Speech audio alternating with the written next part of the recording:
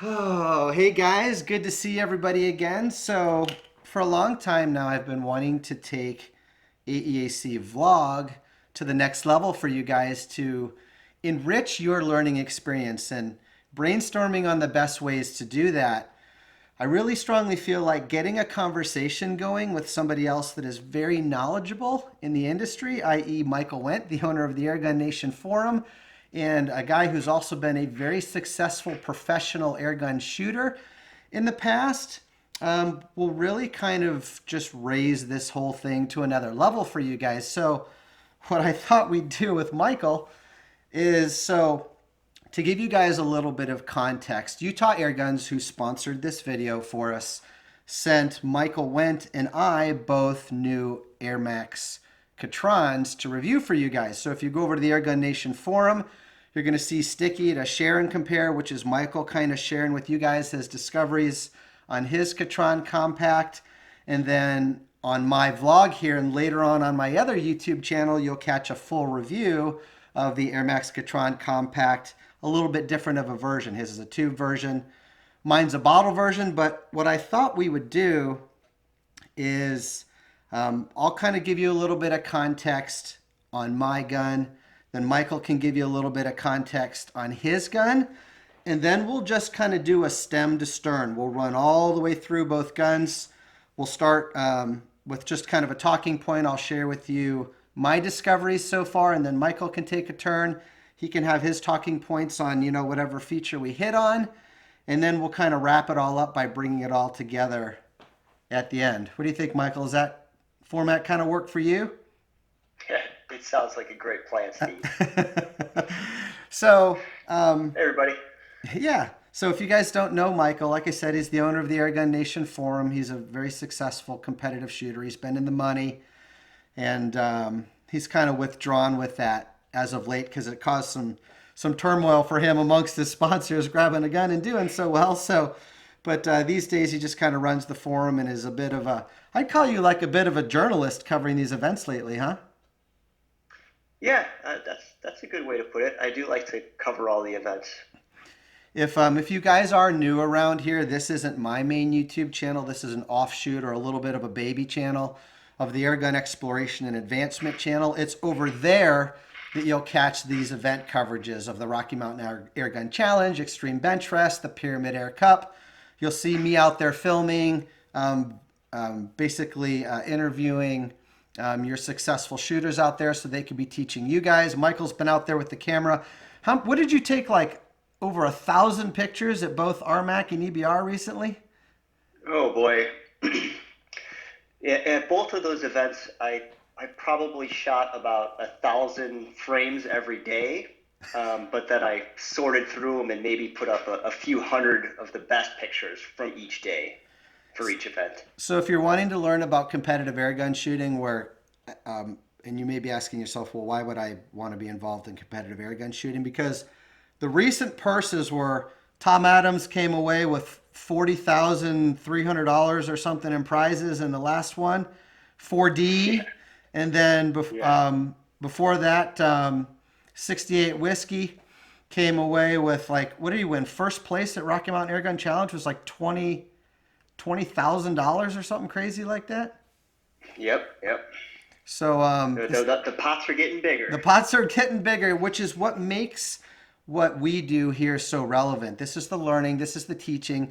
This is what we're going to get into today is a lot of the how do you setting your guns up for maximum performance. And it's something that I'm passionate about. I know Michael's passionate about it, and we are going to certainly dig into that today. But I think to start, let me just kind of give you a little bit of a foundation. So this is a new company. They're out of the Czech Republic, means that this gun is designed and manufactured in the Czech Republic.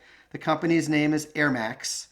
AIRMA, is it KS or CKS? Oh, it's right on the bottle here. KS, pronounced AirMaks. AirMaks arms. AirMaks Arms, excuse me. They've got a Cayman and a Katran now, right? Yep. This is the Katran. This gun comes in so many different configurations, guys. 300cc bottle, 480cc bottle, 500 and something cc, barrels from 280 millimeters all the way up to 700 millimeters, bottle guns, tube guns, folding stocks. It gets crazy. And the thing that's really mind blowing about this is you're starting off in about the $1,200 price point. And these guns are so good for that money because they're competing, they're soaring with Eagles in the $1,500 to $2,000 price point as far as build quality, refinement. All of the tunability amenities aren't quite there yet, but this is an awful great start. Now, to give you a little bit of a who is AirMaks. So, just being an industry guy, you know, we kind of have our ear to the ground in things. If you like caliber gun, if you like Ataman, you know, DNA from those companies are in the foundation of AirMaks. So people, you know, the airgun manufacturers sometimes trade players like, you know, like baseball teams, and we trade baseball cards. So you've got a lot of that goodness from those other companies in this brand. And I don't know, what would be your kind of like contribution as far as your first impressions getting it in your hands, Mike? Well, I've only had it for probably 3 weeks now, and I'm really quite impressed. Um, I think the overall build quality is definitely there. Um, the accuracy is here, especially in a compact version that I have, that you and I both have. And I think the most impressive thing to me is it was very well thought out, very thoughtfully built. Yeah, I That's I think my heart's where yours is. The biggest takeaway for me is everything is so well done and nothing is kind of overdone. The proportions are perfect, the pricing is perfect, the function of everything is perfect. I know perfect is such an ugly word, guys, but you know, you want to keep in mind for the $1,200 price point, you're talking CZ barrel, regulated, reversible side lever cocking, folding stock, match trigger, um, huge aluminum magazine, you know, M-lock on the front, 300 bar fill. I mean, there's so much good stuff here that we're going to touch on today and walk you through. And then you get the thing in your hands and you start to notice, you know, like adjustable butt pad, adjustable cheek riser, you know, bag rider, monopod, you know, spare magazine holders. You know, there's just so much thought. Like, I think it was an Instagram post that I put up. It's basically like, you know, Ridley Scott's Alien, you know, perfect organism. You know, it's just kind of lives in that area that's really, I don't know. As a reviewer, you get guns that get you really excited, and then you get to play with guns for a few weeks that get you really, really excited. This is one of those guns that's got me really, really excited because it's not overdone, it's not underdone, the proportions are perfect, and it just does yeah. so many things well. Sorry. Let me inject in there, Steve. Yeah. I don't know how much this played into the design of the Katran, but I was told that back in the day, AirMaks was actually a 3D printing company. So they did a whole lot of advanced 3D printing, and I kind of feel like some of that transitioned into their design of this gun. Mm-hmm. Yeah, I think the takeaway when you combine that with what I'm trying to relay to you guys is this is a new brand that I wouldn't be afraid of. I was able to review the Cayman a couple of months back. It was good in my book. In my book, this has gone from good to great. Um, and there's just I'm seeing a lot of good things that are really making me feel warm and fuzzy, and I'm just trying to convey that to you guys before we kind of get started here. The takeaway is that this is a brand that I would not be afraid to invest in. I agree. Yeah. Okay, so you want to do a little foundation bit on yours, Michael, and then we'll start kind of running through it. Sure, of course. So my intrigue with AirMaks all started during the 2021 Rocky Mountain Airgun Challenge. They had this version, the Katran compact tube gun, in their raffle after the event. And I put in quite a few raffle tickets, hoping that I would go home with one, but I didn't. So after the event, I called up Justin and I said, damn, that Katran tube gun is sexy and I want one.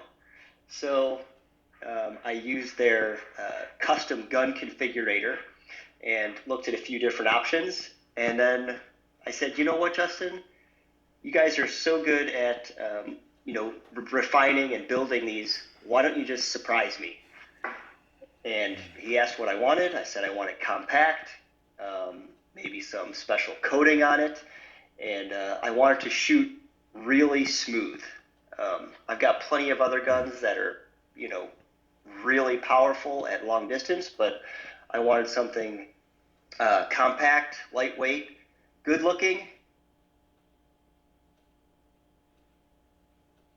And this is what he came up with.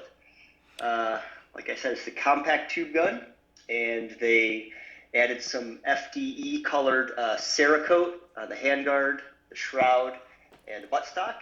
And he added an Air vertical grip. And put a Donnie, what is this, a Sumo? Nope, the Tatsu on the end to keep it nice and compact. And as you'll find out later, this isn't tuned exactly like it comes from the factory. I asked Justin to make it the smoothest shooter he could, so he detuned it a little bit, shooting right at about 20 foot-pounds of energy. And this one's So that's the story on how I got this one. And this one's about 25 foot-pounds as it came from AirMaks. You know what's interesting about what you just said? I'm picturing myself being on the Utah airgun side. They're setting all this up, this share and compare. They're on the horn with me. I'm telling them I want something small. I want a compact, and you're on the horn with them on the other side of the country, going, I want something small.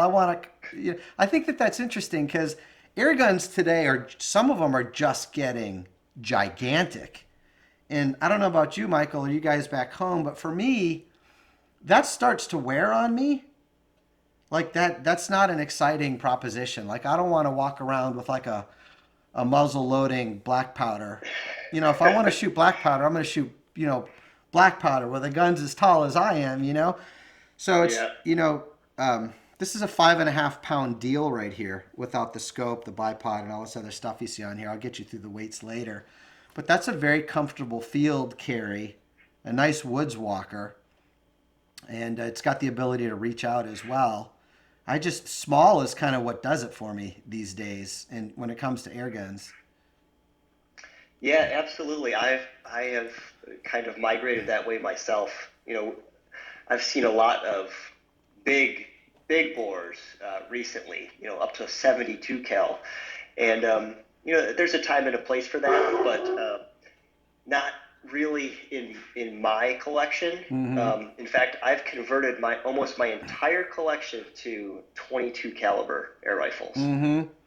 God, there's so many, but this is the first time Michael and I have done this with you guys, and there's so many bunny trails we can jump down. Like I just wanted to jump. I just found myself like wanting to dive into the caliber trap that Michael just set for me.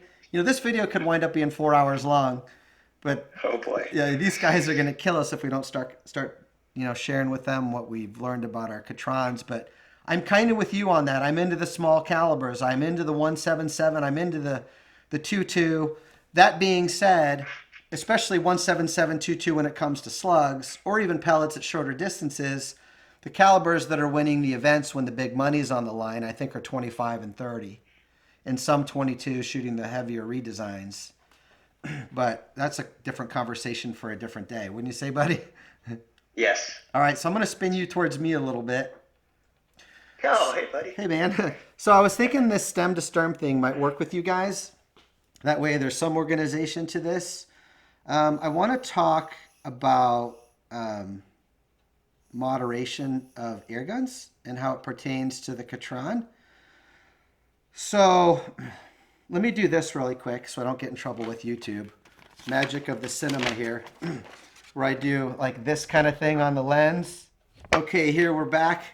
The magic of YouTube. So this is how the Katran will arrive to you guys, with 1/2 inch UNF threads up here at the business end and a little removable knurled knob here to where you can add a moderator of your choice. So for me, there were two important things about adding a moderator. One, when you try to push 25 foot-pounds in 22 out of a 280 millimeter barrel, things get super, super loud because you really enter into that area of diminishing returns when it comes to efficiency out of your air supply and the bottle that you're running. In other words, to get to 25 foot-pounds from 20 foot-pounds, you're using a lot more air. So the valving, the regulator, and these kinds of things in your gun goes from a really nice clicky snap into more of like a really pronounced just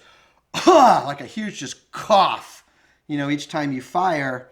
And as this gun arrived to me through Utah Air Guns as tuned by AirMaks, the manufacturer, it's using a tremendous amount of air. To give you guys, not to get too far ahead, but you're about 47 shots at 25 foot-pounds here usable on the reg, which is still a lot for a little 300cc bottle, but it's just using a ton of air. So it's really loud. It's really loud. Now, from the factory, you do see these little threaded pieces here. They do unscrew from one another. They do unscrew from this fluted shroud right here. And there are a couple, I don't know if I'd call them baffles, but they're definitely compartmentalized with like a little hole in between.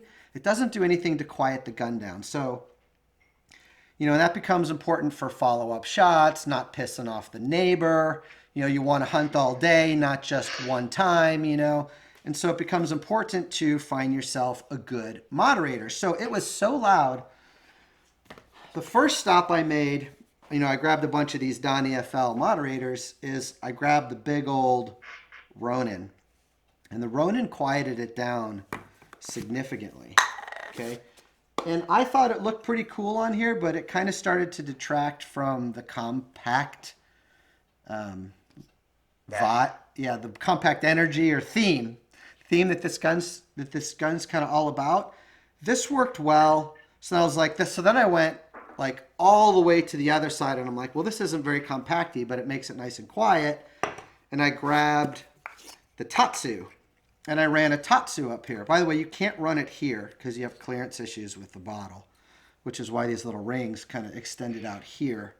It would have been nice to see AirMaks on these compact versions just come up with a fluted shroud that's a little bit longer to emit all of this busyness, because just calling it for what it is, this doesn't make it any quieter. It just doesn't. So I threw this Tatsu on here, and then the accuracy kind of went to hell. And it's not because there's anything wrong with this. So if you guys were able to watch the Rocky Mountain Air Gun Challenge, it's a several hour long video on my other YouTube channel where I'm interviewing professional shooters. We get all into the harmonics and tuning and how they're able to do so well at 100 yards with these guns. And it all comes down to frequency and harmonics and getting that wave, that energy wave right through the gun, the pulse wave. And this gun, as set up at this energy level, hated the Tatsu.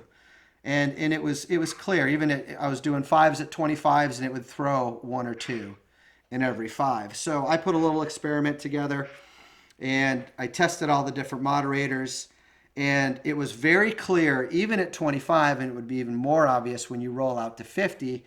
And in my full review of this in a couple of weeks, you will see this reviewed, certainly at 50, maybe at 100. I always like to push the abilities of the equipment so that you guys can see the edge of where they can do well. And if it doesn't do well at 100, I'll back it off. But it was very obvious to me that in the order of Sumo, Ronin, Tatsu, accuracy was best, good, not so good.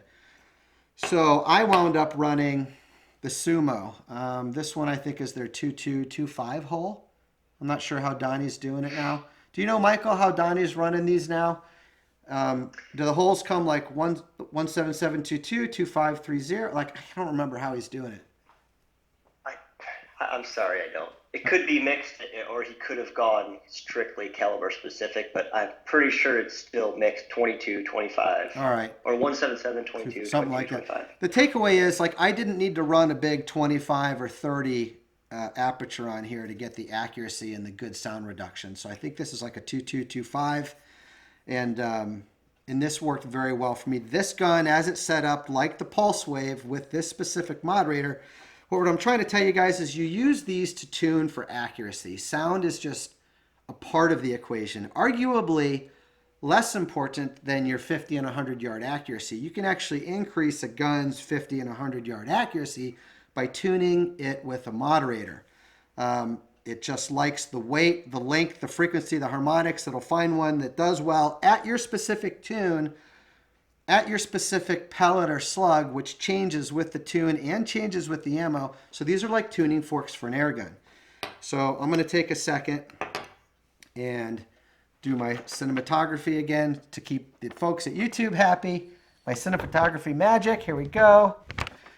All right, and there is our Sumo back in place. Mike, what are the price points of these Donnie FLs?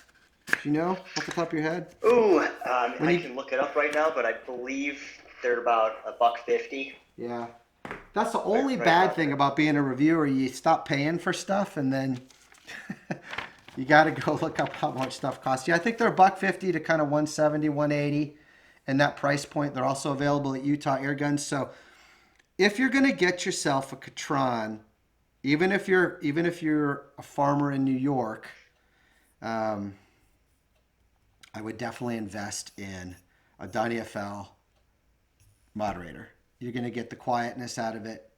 You're going to get more accuracy out of it. At least I did in my case. And so that's a good investment. Michael, do you want to kind of, that's my spiel on that. You want to jump in and... Yeah, sure. Yeah. I'll touch on that. So like Steve, I started out with the Tatsu, and it pulled the report down quite a bit. And I can shoot it in my backyard. But I also found that the Sumo did an even better job of reducing the report. And it seemed to increase the accuracy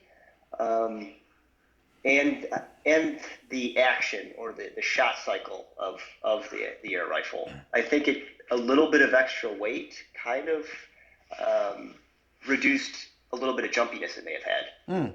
Like with muzzle flip. If I'm going in the field, carrying it around all day, I'm going to opt for the smallest option possible, the Tatsu. But if I'm going to be shooting off the bench, then I don't mind slapping on a Sumo for a little bit extra quietness. I find that very interesting that in this setup at 25 foot-pounds, these are both 22 calibers, by the way, guys, if we forgot to say that. This setup at 25 foot-pounds, the Tatsu, for me, was unacceptably loud. And the accuracy was unacceptable. And I find it interesting that with your 20 foot-pound tune from Utah Airguns, which, guys, Utah Airguns does that. It's a service that you can purchase, I think, with pretty much any air gun that they sell there. They have a tuning service, which gets a lot of them into sweet spots. And those guys know their stuff. They know where you want to be. Like, share with them your wants and needs, and they'll put you right on the speed and right on the load. But I find it very interesting that at 20 foot-pounds, a Tatsu was very acceptable for sound and accuracy, but not with this setup. And I think that that's the nugget for these guys. Yeah. 5 foot-pounds out of a short barrel can really make a difference at how much air the air gun has to use. Yeah, big time. It's that point of diminishing returns when it comes to the tune and efficiency. To get that last 5 foot-pounds, you're using a lot more air, and it goes from a snick, snick, snick to a ka, ka, like every time. It's just ridiculous. You want to talk about shot count? I do. I want to get into the bottle, but I was hoping maybe you'd start us off on the CZ barrel, and then I could kind of run with that ball. Maybe we kind of ping pong back and forth, and then we'd definitely do the bottle. Yeah, I mean, what's there to say? CZ barrels are world renowned for their accuracy, reliability, and they can easily be cleaned. I don't know in-depth details about like the lands and the grooves and the differences between CZ and Lothar Walther, but um, they just seem to be trouble-free and a little bit less of like picking a good barrel out of a lottery.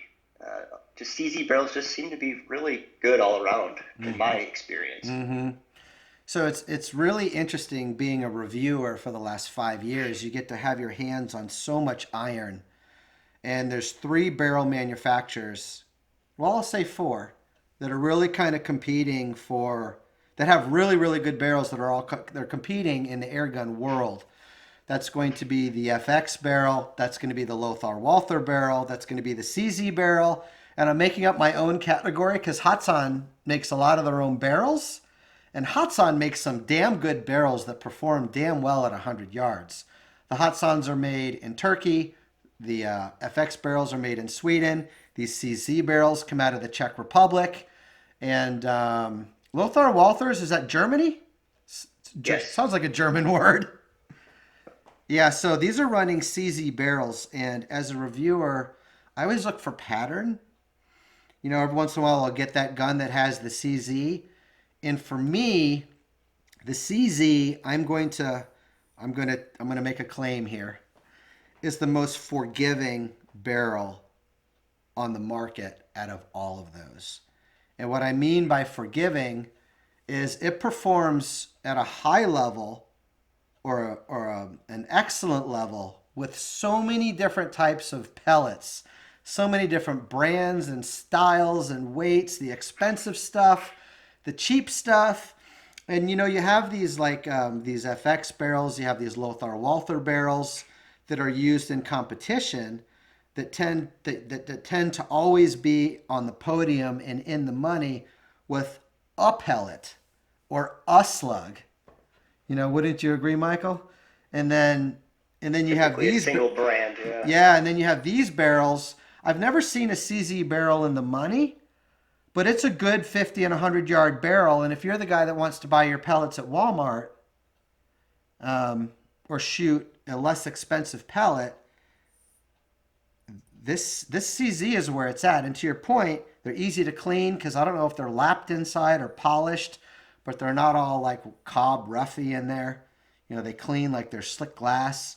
They don't hold lead, which means they don't foul up, which means you can shoot it and shoot it and shoot it. And in the middle of your hunting day or competition, you're not going to have, you know, the barrel putting the brakes on your progress or your performance because all of a sudden I'm dirty and I'm not doing well for you anymore. What would you contribute to that, bud? Well, I don't have a plethora of pellets to try through this like you do. I have the standard selection from JSB, H&N. Um, I shot some from Predator International. Um, and I found that, ironically, it liked the JSB pellets the best out of this barrel, with the H&N a close second. Maybe it's a good time like to because I had similar results. Maybe I'll take you guys through my accuracy results now. And then maybe Michael, wherever you feel like you want to jump in and contribute something along the way, please interrupt me and do. That way these guys Sure. don't miss out on anything. So if you're new here, guys, I do my pellet cull, which is I grab a heap of pellets and I work here in the backyard at 25 yards. And then I take the best performers out of that cull, narrow it down to that small handful. I take those out into the country with me and film the full review for my other YouTube channel, AEAC Home, at 50 and 100 yards, typically in this category, in this PCP category. So what makes it hard on me is when a barrel likes everything. And this damn barrel liked everything. So let me just, yeah. Michael, I'm going to spin you towards me, pal, so that you can kind of see kind What of you're doing? what I'm going through. So Okay. it's almost like CZ designed this barrel around the JSB pellets. So being that this is a 25 foot-pound gun, it's pushing eight I'll call it 830 to kind of 880 with a 14 to 16 grain. I stayed away from the 18 grain because I think that's going to dip me into the 790s, which is probably fine if you want a barn gun, 25 yards, 40, 50 yards. It might even work well. You get out past that and that trajectory gets awful, awful loopy. So I did all my testing kind of in that, I'll say 12 to 16 grain window. So let me get my glasses on here. The JSB 1589, I got extraordinary performance at 25 yards. Same thing for the JSB Express, which is a 1435 grain. And I even did well with a pellet. I don't see a lot of people shooting the JSB Jumbo RS, which is a 1343. So you get a little bit more speed, a little bit of a flatter trajectory. They do get a little more blowy in the wind than the other two. But if backdrop is a concern and you don't want all of that carrying and transfer of energy, like if you're in a tin barn or even a wood barn, you don't want to be poking holes in the roof, right? These lighter weight pellets can really be your friend in the moment. So I got really good performance out of those. So then I kind of switched gears and tried some alternatives. If you guys don't know it, JSB in the Czech Republic makes pellets for FX. They also make them for AirArms. This is the AirArms 16 grain, which is a very similar pellet to the JSB 1589. It's not the same. It does run its own die. If you haven't caught it already, I was invited to the Czech Republic to do a factory tour of the JSB plant, and I asked that myth-busting question. The AirArms pellet is a little bit different. It does get its very own die there, okay? The way FX runs it, this is the FX 16 grain. I'm sure they call it 15.9 grain. So this is a variant of the 1589. And the way FX does it, the reason these pellets tend to shoot a little bit different than these is their agreement with FX is they, like when you go to the JSB factory, they have like 60 or 70 dies running all at the same time. Well, FX gets a brand new die and they run these gigantic batches off of these brand new dies. So you tend to get a little bit more consistent of a pellet. That being said, that doesn't necessarily mean that this is always better than this or this. You have to figure out what your airgun barrel is going to like, and that's even going to change to month on the die rotation at JSB. And this is why guys like you, me, and Michael are forever chasing the magic pellet because it's always changing. All right, so it did well with both the 16 grain variants of the JSB and AirArms and FX.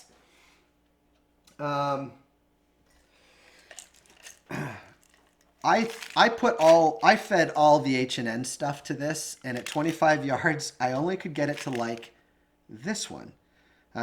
Results may vary, so you'll want to experiment on your own. This is H&N's brand new Barracuda 15 grain. By the way, Utah Airguns just recently picked up the H&N Sport line out of Germany. This is the largest pellet manufacturer on the globe.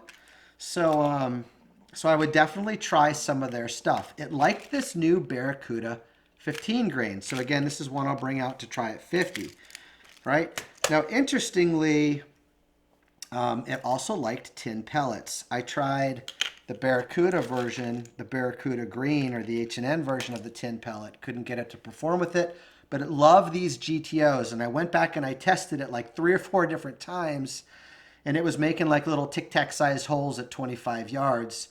And this is an 11.75 grain tin pellet. One of the reasons these are so incredibly accurate is because the skirts and the heads are so uniform because it's a harder material. They don't get damaged in freight. These are awesome, guys. If you're worried about the pellet carrying through whatever you're shooting at, the bird, the squirrel, the rabbit, if you're in the barn, if you're shooting on the dairy farm, wherever, and you want your pellet to bleed steam quickly and not hurt anything other than what you're intended to shoot at, these are phenomenal. Again, we talk about pattern. I'm always looking for pattern as a reviewer. These are phenomenal, like all the time, like in all the barrels. The Hudson barrels like them. The Lothar Walther barrels like them. The CZ barrels like them. The FX barrels like them. So if you haven't experimented with the Predator GTO, you guys are totally missing the boat. They get pretty blowy at 50 yards and beyond, and a 3 or 4 mile an hour wind's going to move them 3 or 4 inches. But in close, 25, 30, 35, or when the winds are down, phenomenal choice. Okay?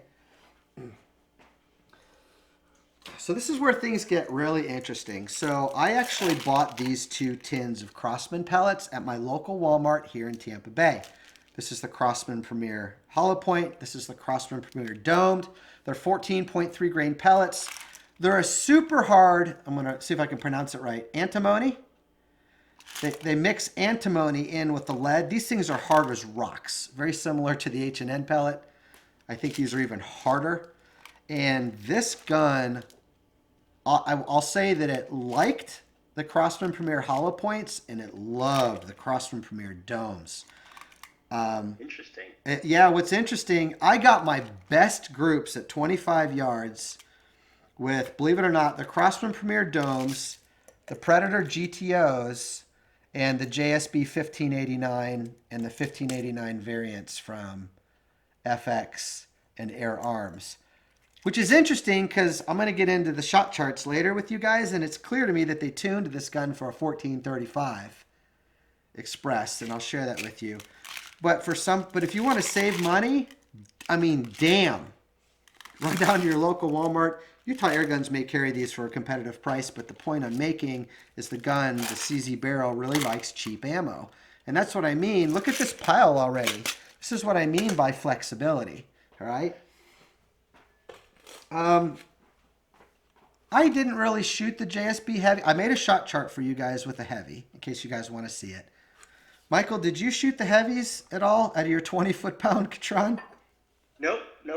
I went with the lightest pellets I had, which at the time were 15.9 grain pellets. I didn't have any 14.3s or 13.4s left. I've since received some, but I haven't put them down range yet. So I chose the 15.9 grain in a couple different versions. Okay. Yep. All right. And I guess while I'm talking on that before you finish, so the best groups I got were with not the JSB Diabolo 15.9, but the actually 15.9 Hades. Interesting. Yes. Mine hated the Hades. These actually fed through the magazine into the barrel a little bit smoother than the Diabolo shaped pellets. Mm-hmm. And my accuracy results at 50 yards proved that this was the pellet that it preferred. It's very interesting. So I'm going to take that opportunity to make a point, right? And here's the point. My gun hated the Hades. This is the same gun other than tuning, essentially. So a lot of that waste air, that I was talking about with each shot that I get, could be destabilizing this pellet at 25 foot-pounds. But as soon as you drop that down to 20 foot-pounds, it becomes a favorite of the gun. And I tried, guys. I went back and shot this like 3 or 4 times, different moderators, different days, different temperatures. It no likey. It would give me like 3 or 4 good ones, and then it would throw one, which kind of tells me, and it didn't matter the moderator. It kind of tells me that there's a lot of waste air that's, whatever it is about this, it's just not jiving with it. So yeah, I fully expected the dome-shaped pellet to outperform the Hades, hollowish point, but that wasn't the case with this particular barrel. Yeah, it's the tune. Your tune, 20 foot-pound tune, in my sort of professional opinion, was probably the difference maker. That wasn't my only area of disappointment. So this is the perfect Polymag Hornet gun. It's like I said, it's a 5.5 pound deal. It's a 5.5 pound deal, unrigged. It's a folding stock. It's a backpacker. It's got a nice big magazine on it. So to my disappointment, that magazine wouldn't house the Hornet, the Polymag Short, the Polymag, or the Metal Mag. And without this on here, This is a 29 3/4 inch deal, and folded it's a 20-inch deal out of the backpack. This would have been, that married to the 5.5 pounds, this would have been an epic ultralight field gun for polymags. And so Yeah. I was crying a little bit when I discovered it didn't like them. Or could it? Yeah, It the could. magazine isn't very deep, Yeah. but I'm sure it won't be long before somebody comes out with a single shot tray for this. Yes. Or AirMaks is a company. Um, that right out of the chute, they basically gave me what I wanted. There's always these like guns that come out that are 7, 8, or 9/10 of the way there because they give the masses what they want, which is a good thing, but they don't necessarily give the airgun community or the enthusiast what they want. But this is a gun that right out of the gate gave me what I wanted, other than the loudness. And we'll get into some stuff back here that could be a little bit better. But damn, for a 2-year-old brand, they're listening, and it's just good to see. Do you want to add anything, Michael, to ammo before we move on? Maybe you can start the bottle piece, air piece. No, I did not take the time to try such a large variety of pellets like you did. All right. Your pellet culling process is unmatched, and I dare not go that route. I did not go that route. Guys, I am a blessed man. These lead manufacturers send me stuff they come in like these giant boxes, like directly from Germany and directly from it's crazy, and directly from the Czech Republic. It's cool. It's a blessed position to be in for sure. Yeah. Yeah. But so did you want to talk about air capacity then? Yes, but I want to make sure I got my head around what yours liked. So yours liked the Hades, which is about a 16 grain deal, and yours liked the 16 grain JSBs. Yes, and I just received the 14.3 and the 13.4, so I'm going to give those a run this week too. Okay, perfect. Cool. I'd be very excited. You guys can follow Michael's continued results at the Airgun Nation forum. Sticky topics, share and compare. I'm sure he'll have results there. He also has Instagram and Facebook where he makes funny little videos and educational little videos too, where you can catch them. It's Airgun Nation forum, right? On both of those social media outlets? Correct. My Instagram and Facebook, in case you guys are new around here, is Hooked on Air. And I've done a ton of learning nuggets for y'all on Instagram's Hooked on Air over the past 2 weeks as I've learned my way up to this point. So, well, you want to start us off, Michael, with air, and then I'll go? Yep, absolutely. So both of our models, our versions of Katrans here, are capable of a 300 bar fill, which I guess we could talk about that in a minute, because I typically don't fill the 300 bar, but these models are capable of that. This Katran C, which is the tube gun, has a 165 cc air cylinder, which isn't very big. But with a 300 bar fill, I was able to get 50 shots at 20 foot-pounds of energy with an average speed of 772 feet per second, which is very respectable. I'd even go as far as say it was efficient, but I didn't get a calculator out like that. So 50 shots at 20 foot-pounds out of 165 cc tube, compared to a 300 bar bottle, which you have. And how many shots did you get at 25 foot-pounds? It's interesting. It's that whole topic of diminishing returns. Like Michael's gun is living in a good place. Mine is living in a stressed place. Like it's clear that the manufacturer wanted that 25 foot-pounds, which is not a bad thing if the accuracy will be there at 50. If the accuracy is there at 50 with something, it's a victory. With one of these pellets, it'll be a victory. But you really get into, you're using a lot more air to get a little bit more speed. So in other words, going from 20 foot-pounds to 25 foot-pounds, I'm seeing 45 to 50 shots between, let's say, 23 and 25 foot-pounds. And it's using a lot more air to get that extra 15, 20% power out of the gun. So 300 cc's versus 165, basically same shot count. We wound up in the same place, Michael, on shot count. But this one Pretty just much. has more power.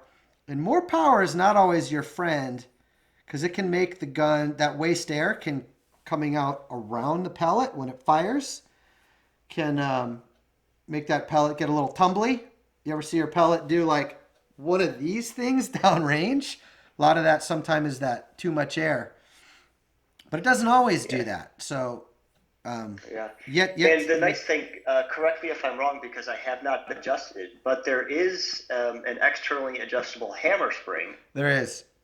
so that the user can decide whether he wants what's more important to him. Yeah, A bit more power or a bit more efficiency. and I have a funny story about that. So I was about through my first week with the gun, and I was a little bit frustrated at the like all that extra air it was using, and I had wanted to settle it down. I'm making up words. Settle it.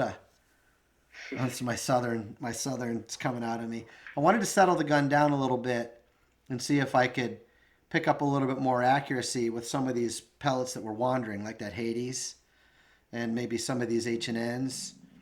And so I texted Utah Airguns, and if you guys don't know what Utah Airguns is, they're the importer for AirMaks for North America. I texted him. I was like, "Hey man, does this thing have a hammer spring adjuster? Cause ain't nothing in the manual about it." And they said, "Yes, it does. It's here." And I'll show you guys. It's right there. It's that Allen right there. Looks like about a 4 or 5 millimeter Allen. And they say, now that you know where it is, their exact words were, now that you know where it is, leave it the bleep alone. And I was like, okay. So I'm that's cool, which is fine with me, honestly, because a tuning guide is a whole nother package. It's like weeks more of work, and honestly, it's a lot more money from those guys that I invoice them. So I was fine, honestly, not to go down that trail. But I was curious to at least be able to relay to you guys. And I did wanted to, like, on my own, kind of bring it down to see if I could stabilize one of those pellets. But apparently that hammer spring adjuster, according to them, their words, it's very sensitive. Not in a great way. In a way where it's very easy to overshoot the sweet spot. And you can muck up your tune. And this came directly from AirMaks, tuned good. And I'm going to show you my 4-shot charts. But that's kind of where I'm at on that, Michael. You have anything to add before I dig into some paper here? No. Let's go ahead. Okay. Shot charts. I told you guys I didn't accuracy test the 18 grain because 795 foot per second average, probably fine, honestly, at 25. I probably should have in hindsight. But the reason I made a shot chart of it is because I got the most power out of the gun. So this is a 300 bar fill. This is the JSB 18.13 grain. And I'm at a 794 average by 45 shots at 25.39 foot-pounds. So really 25.5 foot-pounds by 45 shots is what you're getting with an 18 grain as it comes with the 300cc bottle. Extreme spread 17, standard deviation 4.4. I was good with the 17 extreme spread because essentially anything inside 2025, you're good at 100. Even your pro shooters are going to tell you that. It does not matter that much.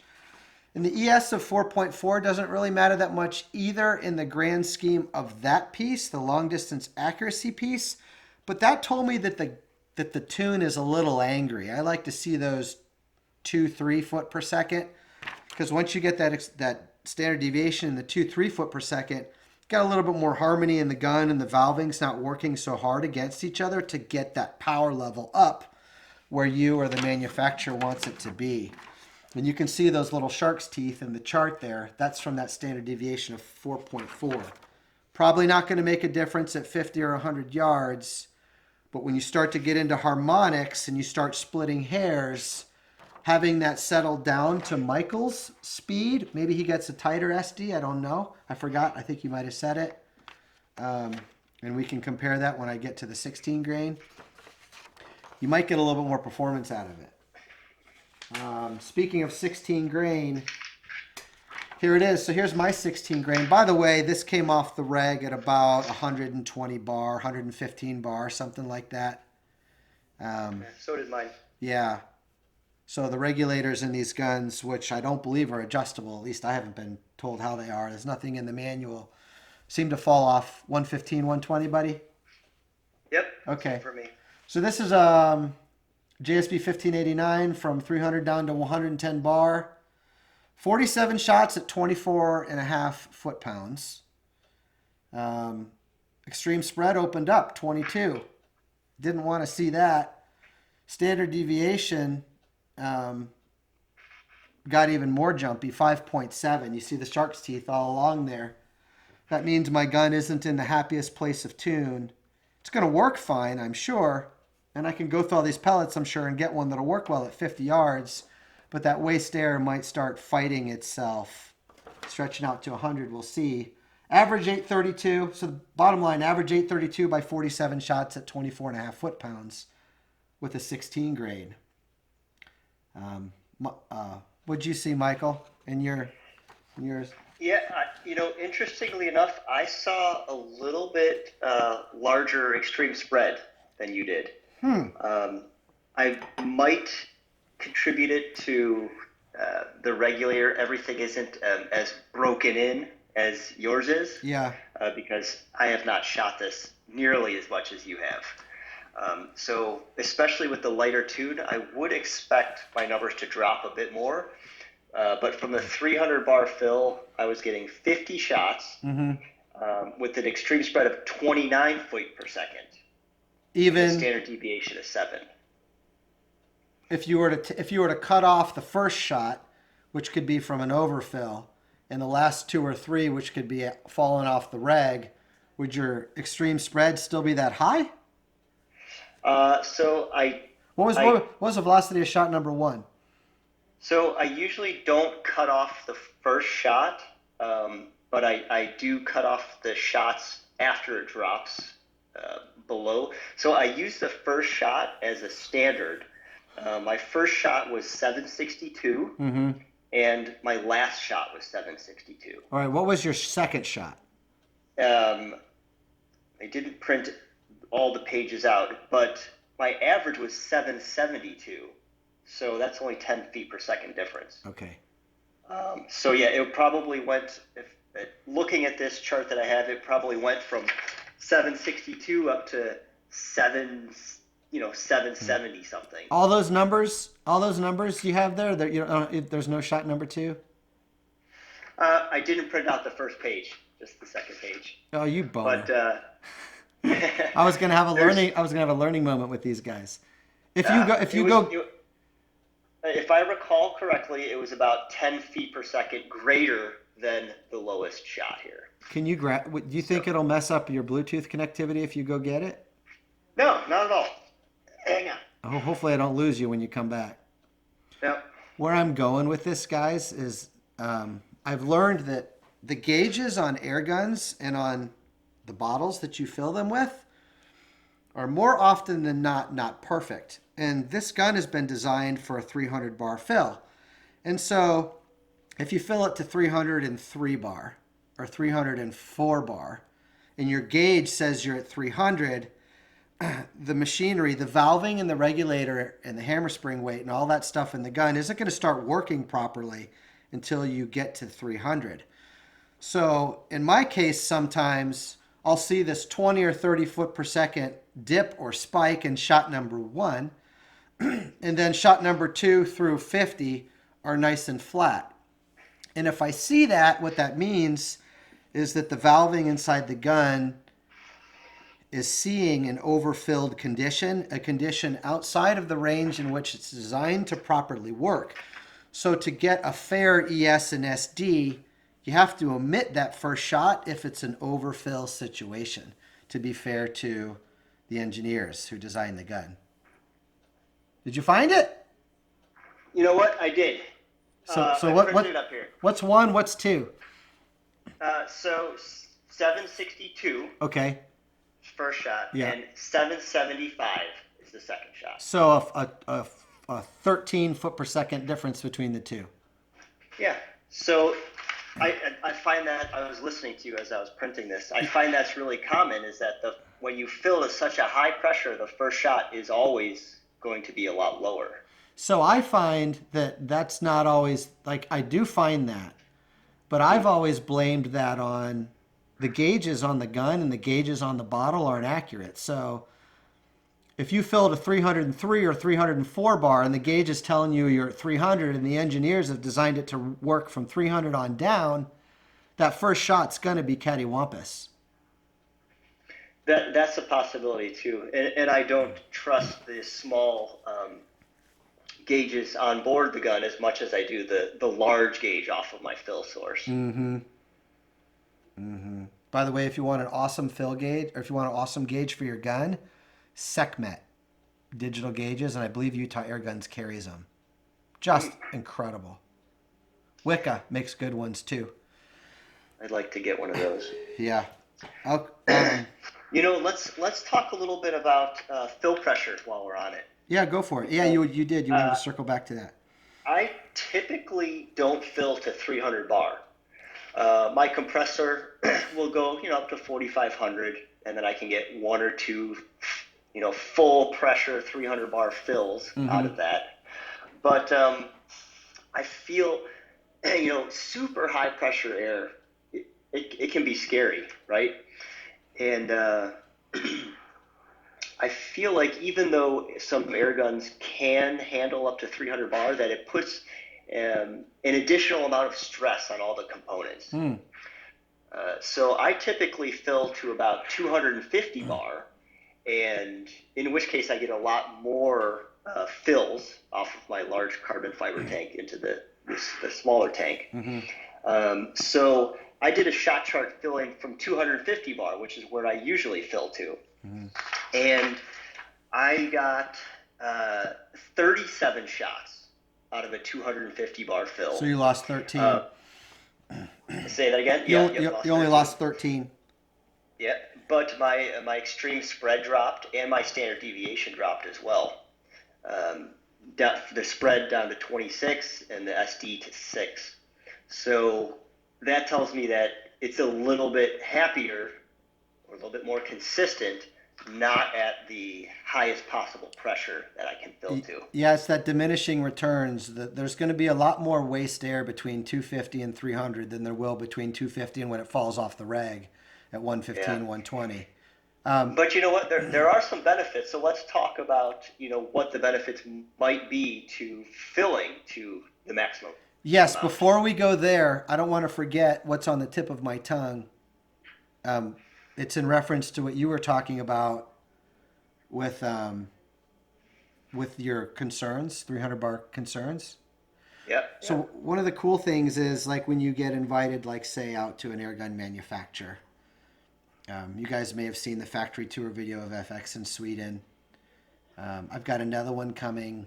I was invited out to Diana Airguns in Germany in June this summer. They have a brand new facility there. They're ramping up to do big and great things. So I'll be out there making a video for you guys, and then and then I'll also be making a second video because FX is also ramped up huge. And so there'll be a second factory tour video there. But what's interesting is getting out there and talking to the engineers. I actually asked them the same thing that Michael was just talking about these fills, and I can't speak for all the brands, but I'm guessing that they probably all do things pretty similar. They're like, oh hell no, we test these things to like 500 or 600 bar. It was something just like crazy like that. And then like our SCBA tanks that we fill, these 4,500 PSA firemen, they test those things to like 8,000 PSI. So I don't have the fear that he does about the 300 bar thing at all. And Just because I, it might just be in my head. It might not be a safety issue at all because they test it to so much higher like double, number. like double. Yeah, And then they but do also you? design them, Sorry, sorry, go ahead. they also design them to where if something goes, it's not going to go boom, it's going to go out somewhere. That's in Like the cat. designs and in being at that manufacturer, that's how they design them. And then I know for sure with the SCBA tanks, the that we fill our guns from, several, almost all of them come out of Korea, China, and they do them the same. Talking to the different tank manufacturers, they test those things to like 8,000 psi at the factory. Mm.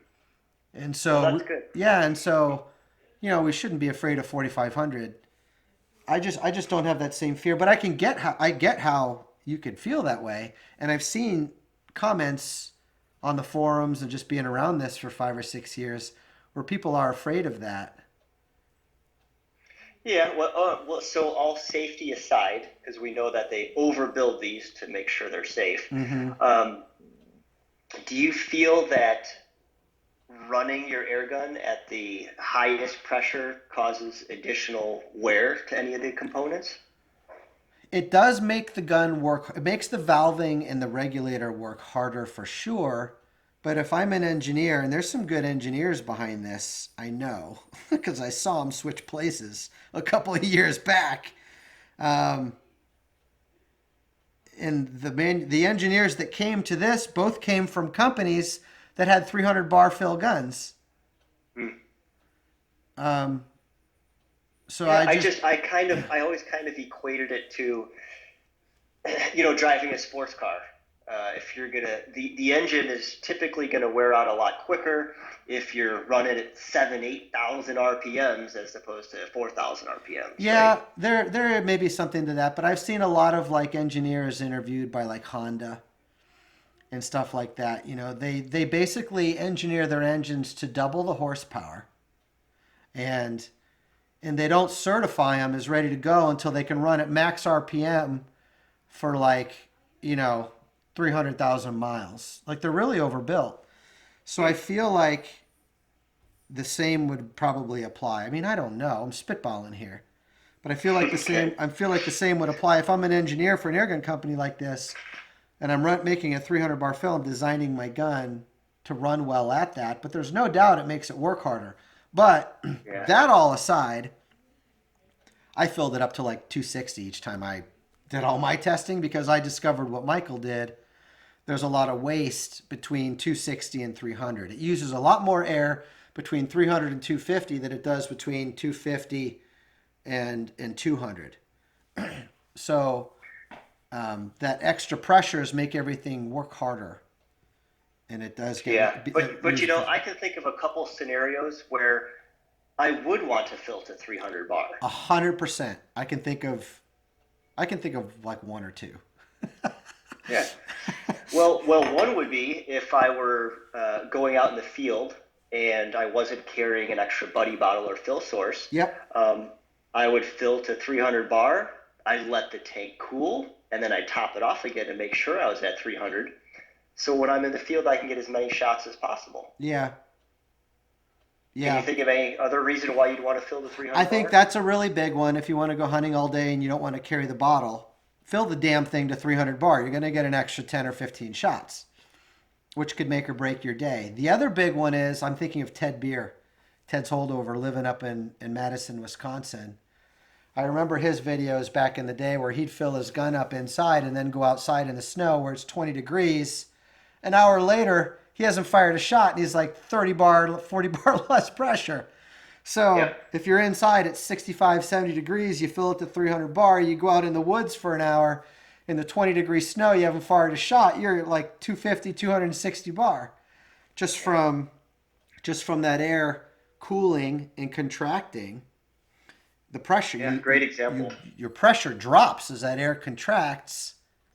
I'm definitely felt, you filled at 300, you're still good for 35 shots, even at 25 foot-pounds in this little guy.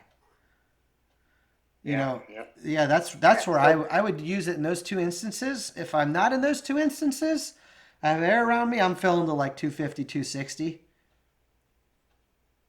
Yeah, Just me to, ditto. yeah, just because I have this thing made up in my mind that the gun has to work harder, the guts of the gun work harder, and I like this thing. I don't want to wear it out. I want to keep it and enjoy it for a long time. Yeah. I have two more shot charts. This video is gonna be like four hours long.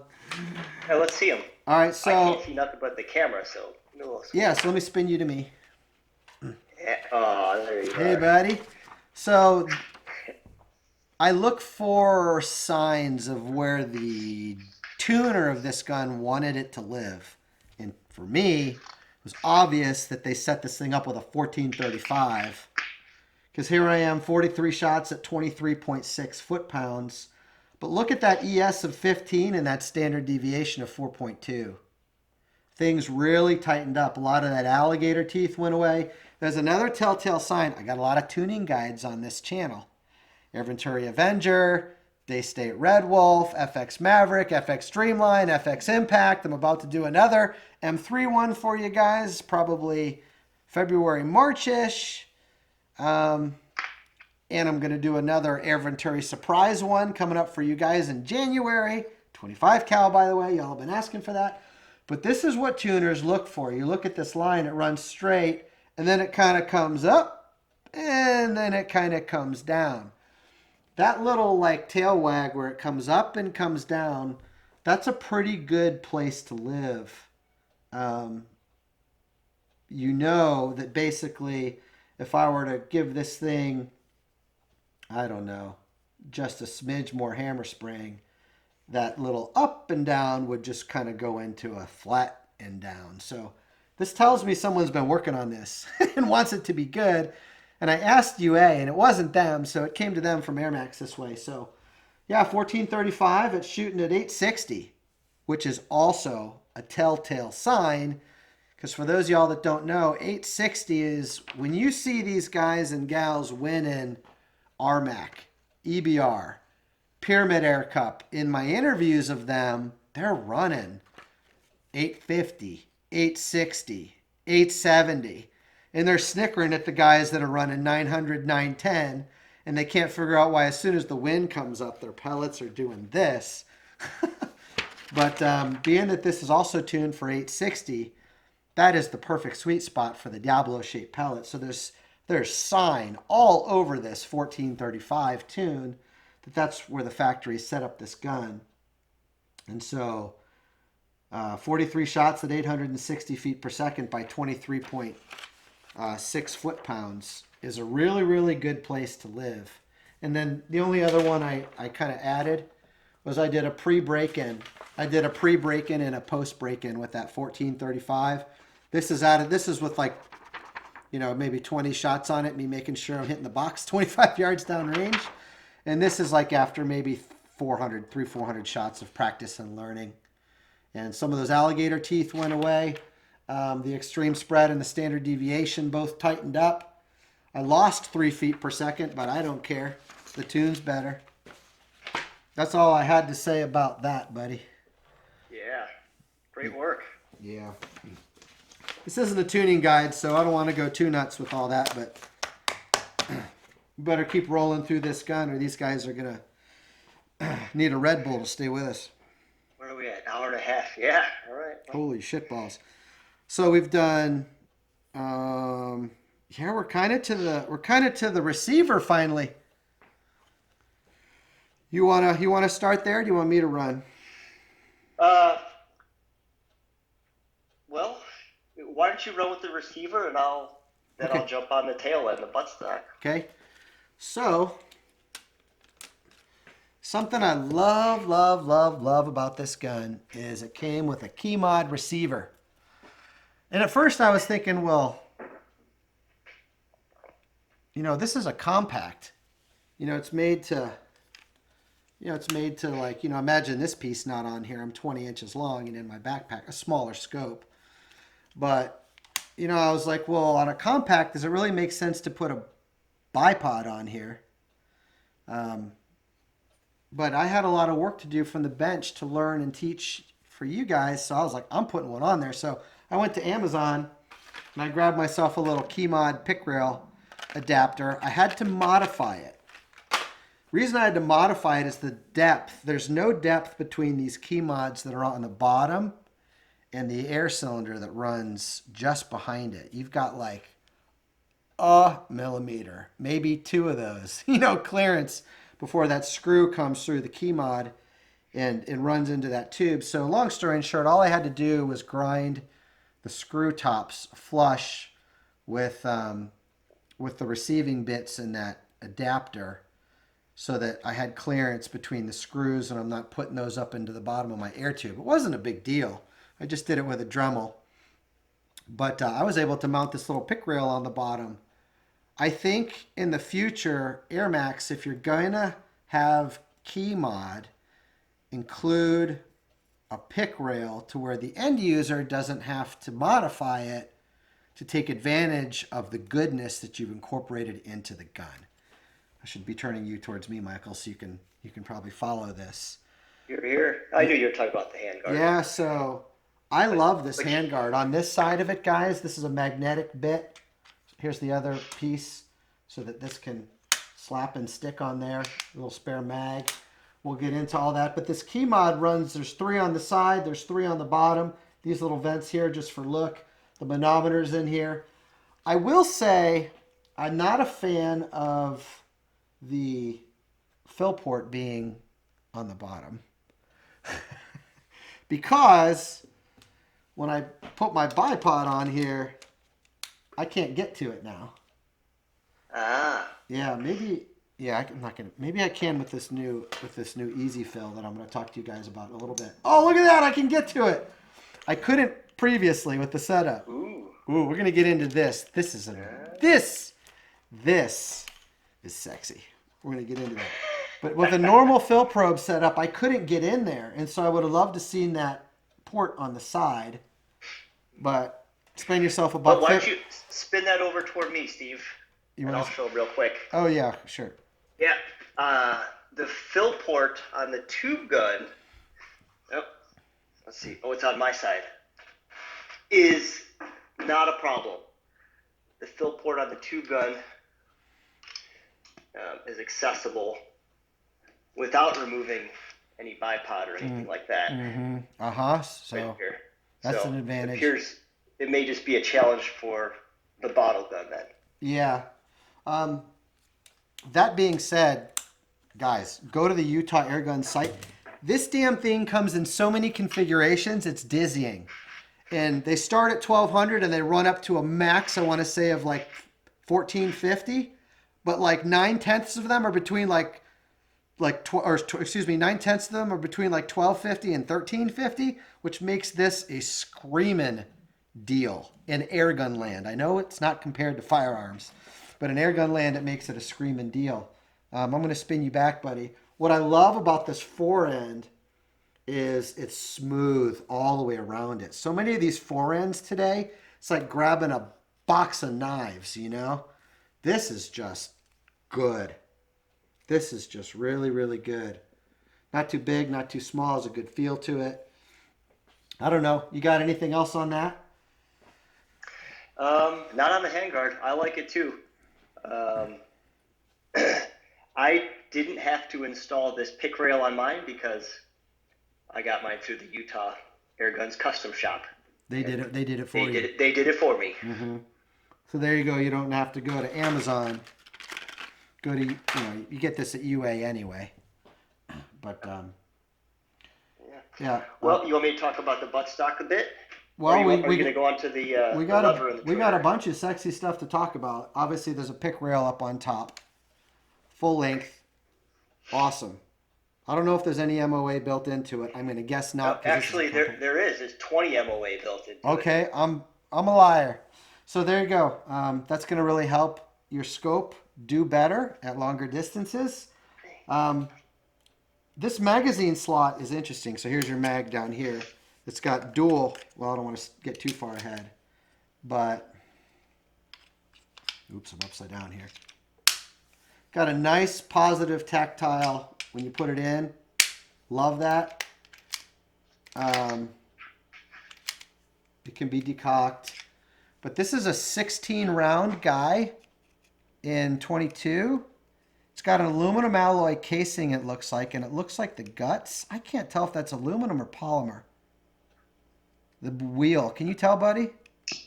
I think they're printed. I think it's a polymer. Yeah, it feels a little polymer. I don't know if it's printed, Yeah. but it feels polymer. This sucker ran flawless through everything I put in it. I even tried NSA 17 grain slugs in here. It cycled them great. It shot for shit at this speed and tune. But this is a good magazine. It's easy to load. It feels high quality. Snaps in and out nice. You know, not all magazines are great. I'm going to categorize this as a great magazine. I agree. Did you agree? Yep, I like it. It is phenomenal in every regard. It's anti-double load too, I think. They are anti-double load. Gun can be decocked.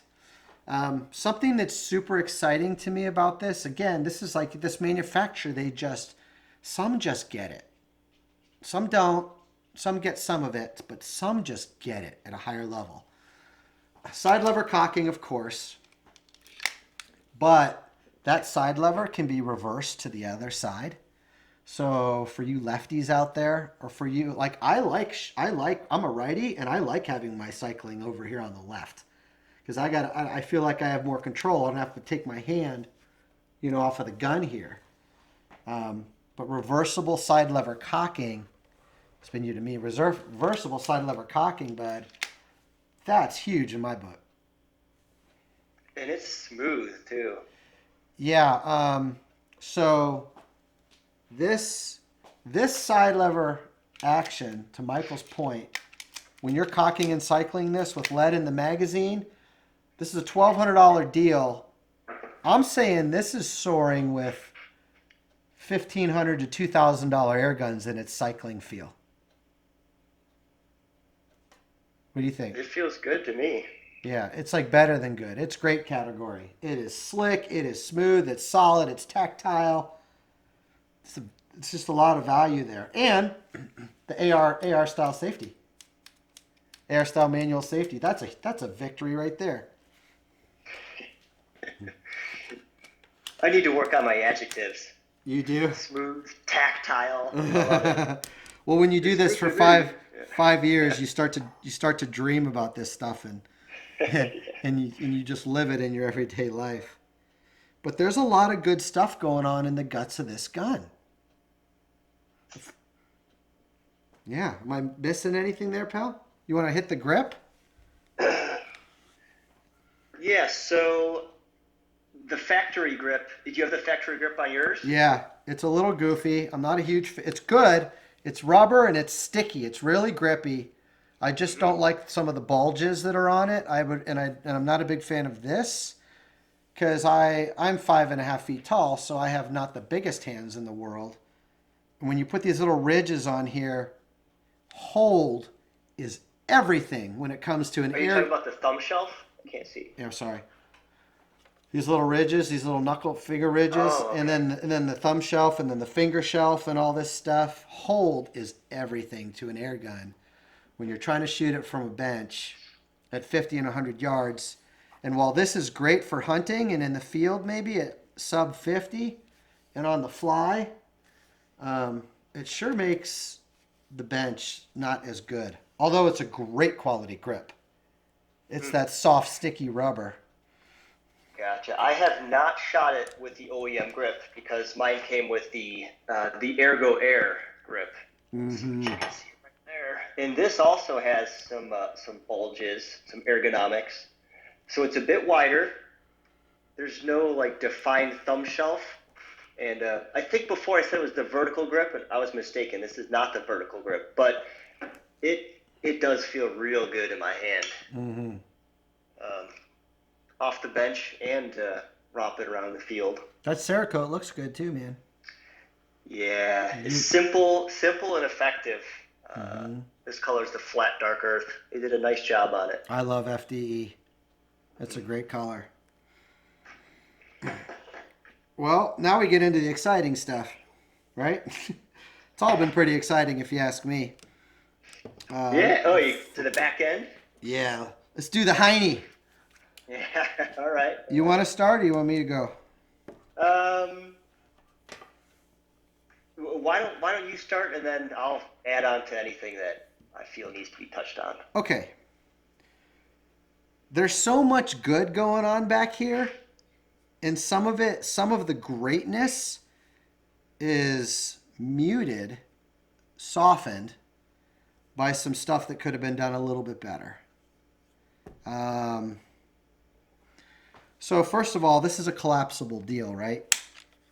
Feels good, sounds good. If the bipod wasn't here, it'd be locking up on the side there.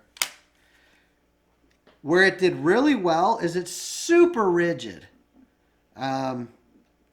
There's a very little bit of movement in here, but it didn't matter on the bag, and it sure as hell isn't going to matter in the field. There's a little movement in this joint.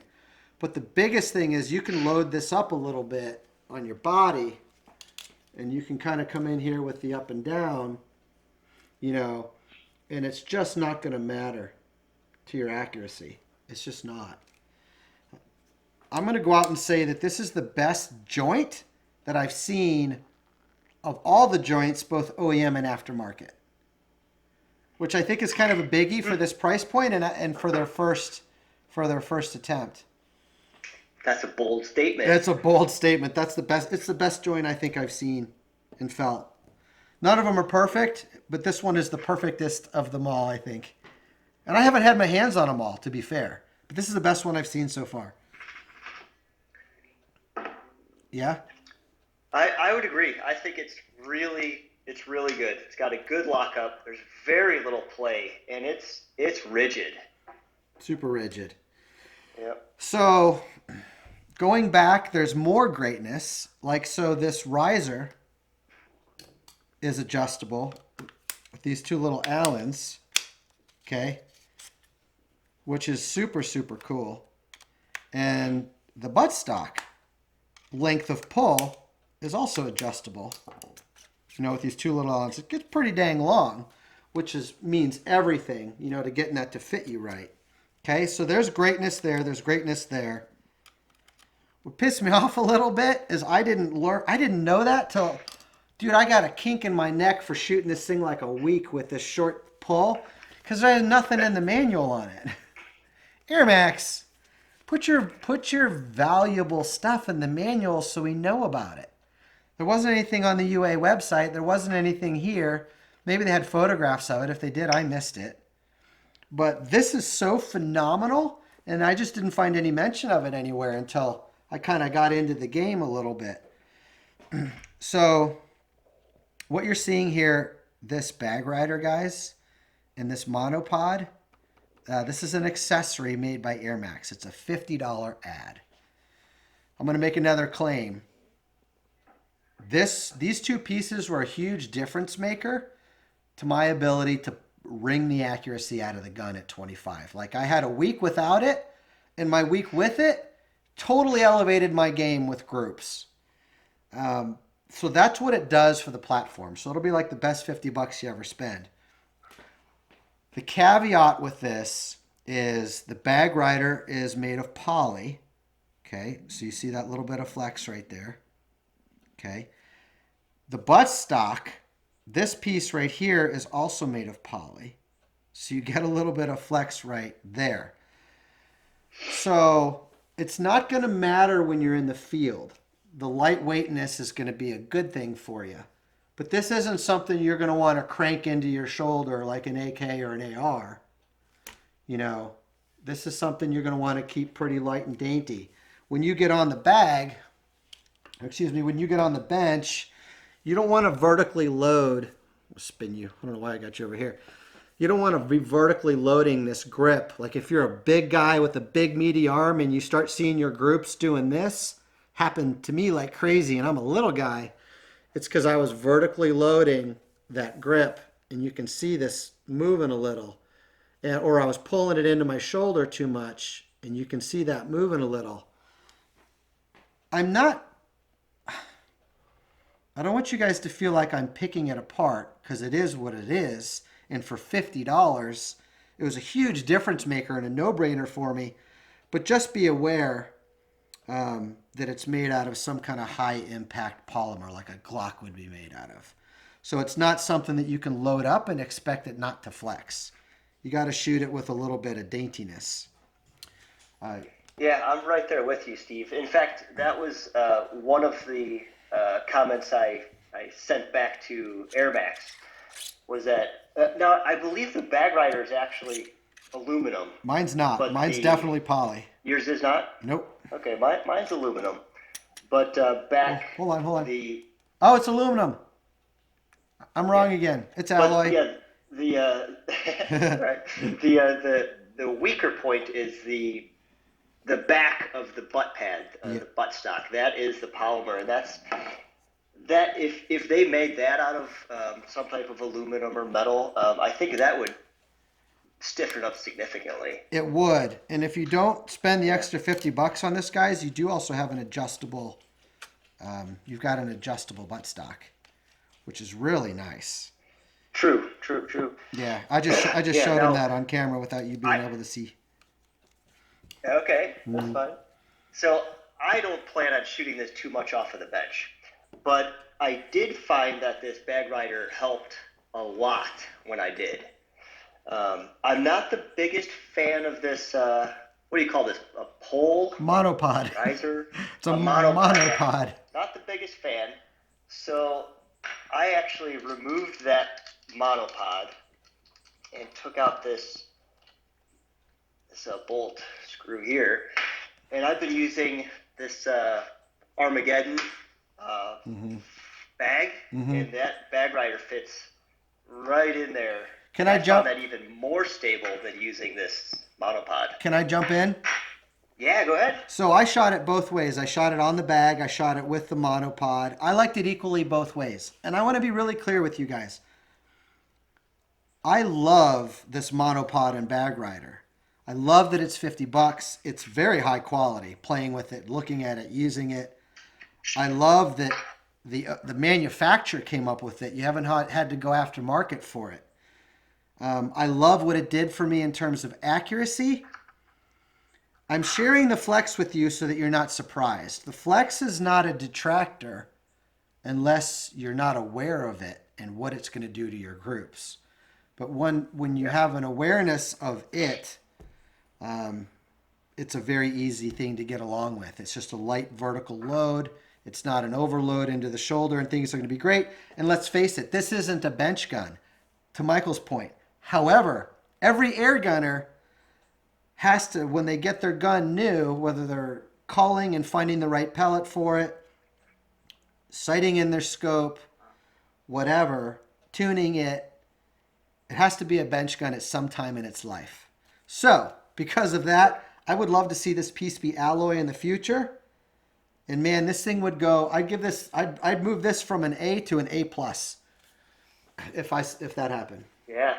Yeah, especially if someone were interested in shooting this like at competitions long range, then they can get the larger bottle or tube with the 500 millimeter barrel or something and really sling some lead. They have a 700 millimeter available for this thing. Oh wow! They have so many versions of this. It's just a very exciting deal. Do you want to talk about trigger? Yeah, but before we move away from the buttstock, this was part of what I was thinking about when I referred to this airgun as very thoughtful, very thought out, because I love how there's the integrated cheek riser, just with the two Allen keys, like you pointed out, and the adjustable length of pull, as well as the bag rider and all that. And the comb, and the adjustable or buttstock. Yes, for length of pull. This whole area, I think, was really well thought out, and I appreciate that. I do. It takes me back to Ridley Scott's Alien: Perfect Organism. The gun is perfectly proportioned. It doesn't overdo or overstate anything, and it's $1,200 with a CZ barrel and a regulator and a collapsible folding stock and a match trigger and an ambidextrous cocking, ambidextrous side lever cocking. Well, it's just, I mean, damn, 300 bar fill. Yep, and the trigger, like you were getting to, is it's really good. It's really good. It's really good. Mm-hmm. Um, I've, I've I've already shot this in the garage and made sure that there's nothing in a chamber, but you can see how easy it is to cock. And if we hold this, you'll see there's a defined first stage, and it comes up against a nice light wall, and then a little more pressure. And if I take the safety off. Okay, so there's the first stage. There's my wall right there, and then pop. It broke really clean. Yeah. So for me, the trigger, I'm gonna make another claim. It's as good as anything I've experienced without fiddling with it. It was a 13. It's a dual stage. It's a match trigger, 100%. Nice light first stage take up. The wall is solid. A little bit more pressure. It's a glass snap in your home. For me, it was 13 ounces out of the box. There are, it looks like 3 adjustment screws on this bad boy that I haven't touched. And I can see some holes cut in the bottom of the trigger guard for it. Although, Yep. I don't think there's anything in the manual about it, AirMaks. There's not. You know, it's funny. Most air guns that I get, I usually adjust the trigger a little bit lighter. I'd like to get a sensitive finger, but with this one, it surprised me a few times. So this is one air gun, one trigger that I might actually make a tad bit heavier. What did yours break at? Did you measure it? Nope, I did not put a trigger gauge on there. But man, it surprised me a couple times. You know, I wouldn't be surprised. You know, Utah Air Guns put that tuning service on the one that you got. They probably dialed in that trigger. If I know those guys, down to about 8 ounces. And so, Probably. Yeah, that's where Very light, they but set their competition triggers up. I think 7, 8 ounces. Yeah. So maybe The important part is, even though it's that light, it still retains a defined first and second stage. So yeah, it's good. It's as good as anything I've had my hands on. If I were going to keep it, I'd probably drop it to about 10 ounces and leave it. But I'm going to leave it as is for the review because it doesn't need fiddling with. As long as I have this owner's manual in my hands from AirMaks, I want to pick on AirMaks just a little bit more. We've been saying a lot of good stuff about them, so these guys aren't going to believe anything we're telling them unless we pick on them a little bit. But this is the truth. In this manual, AirMaks refers to their gun as a weapon. That concerns me because I really like what I'm seeing in this brand, and I want to see them be successful in the United States going forward in this political climate that we are now all living in. And if you want to be successful with your air gun, please stop calling it a weapon.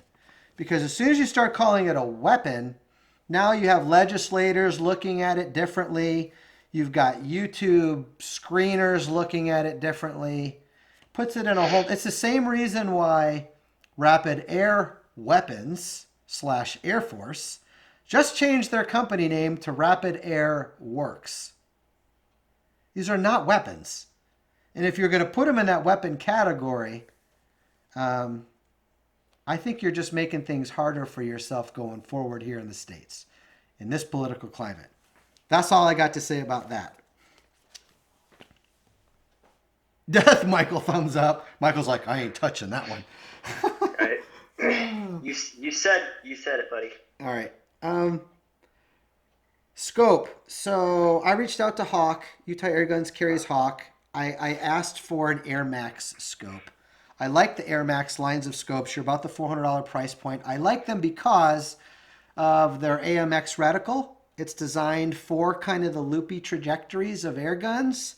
Being a modestly powered deal here, I thought that would be a good fit. You're 5.5 pounds without the scope, without the moderator, without the bipod full of air. I think you're about 7.5 pounds with the gun and the scope. This doesn't weigh hardly anything. And you're about 9 pounds as you see it here. Totally decked out and pretty full of air. But these AirMaks scopes are they're really nice. That AMX trajectory has a lot of north-south stops on it to really kind of help you with that loopiness, especially towards the bottom of the reticle. And I really, really like it for that. Otherwise, it's got all the good juicy stuff. It's a side focus. I think it's got the lighting inside, the illuminated reticle. I love how it has caps on the turrets. For me, that's going to make it a really good field gun. I was not crazy about the clicking. It was really mushy. You can hear it, but I would say it's like 70% mush and 30% click. I wasn't wild about that. I was able to work around it. It's fine. And of course, Sports Match mounts, Sports Match Rings UK. It's a 30 millimeter deal. I think these are their standard height mounts. This is a fixed power. It's a 44 by 10X. I wanted to try it. Basically, inside of 15 feet, it's going to be fuzzy. 20, 25 feet, you're good. I don't know what advantage would be to a fixed power other than maybe a tad bit of weight savings. Maybe a little bit more reliability because you're pulling moving parts out of there. You're pulling moving parts out of the gun or out of the scope setup. And it comes with aluminum flip caps. So I thought it'd be a good fit for here. If I could have put something, they also have a compact that I really like, an AirMaks compact.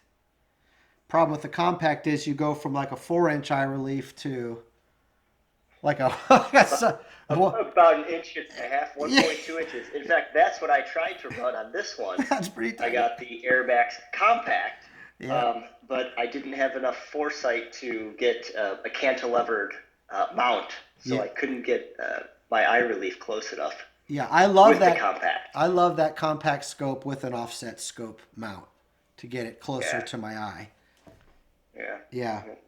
Uh, so the scope that you have with the non-exposed turrets, I think that particular model and the reticle are more designed for holdover than for dialing.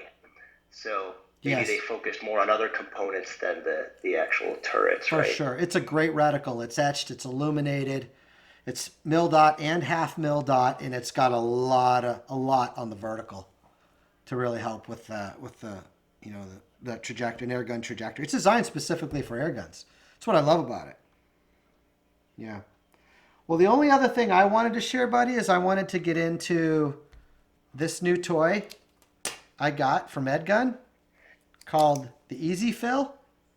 And then Ooh. I know you've got a lot to share about review, discuss, win, which means one of y'all is going to win yourself a Katran and a bunch of other jazz. um, so, Well, tell us about the Easy Fill all because I right, haven't received mine yet. yeah, so these things are brand new. I'm going to spin you to me a little bit. So, when I first saw this, I went, that's a really good idea. And then when I first got it, I was like, I don't know. Because it was kind of freaking me out. Here, let me get a bottle over here so I can show you all this stuff.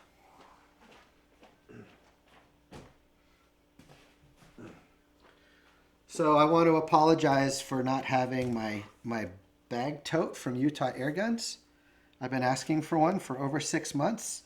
In their defense, they're dealing with all the same COVID supply things all the rest of us are on the planet. So I have a naked Air Marksman tank and valve. This is a Utah Airguns product, and I like it. Okay.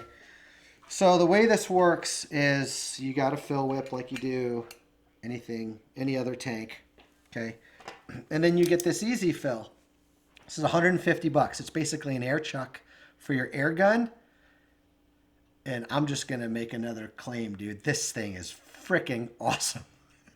I had fun with it. At first I was like, I don't know, but then the more I used it, I really started to have fun with it. So it's going to come as you see here, basically from my fingers on. This is an accessory female Foster fitting that you can screw in here so that you can do the quick connect thing.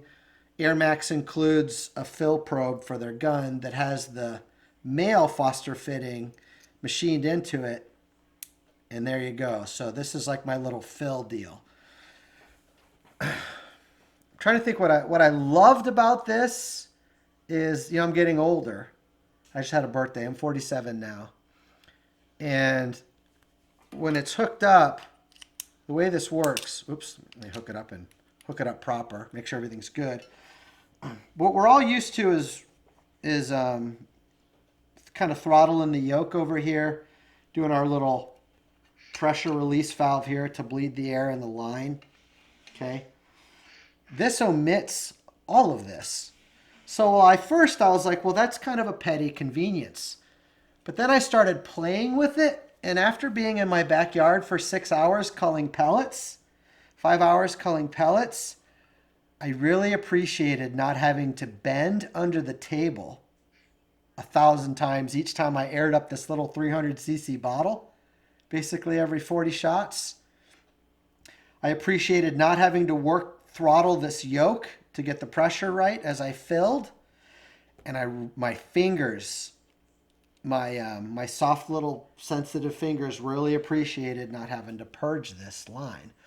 And I don't want to come across like a mamby-pamby to y'all. I mean, I've been doing this for, 5 years on camera, and since I was, at least for the last 15.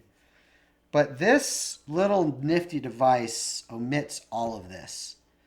And I'm going to show you how it works here. So make sure everything's on here. Make sure everything's good and tight.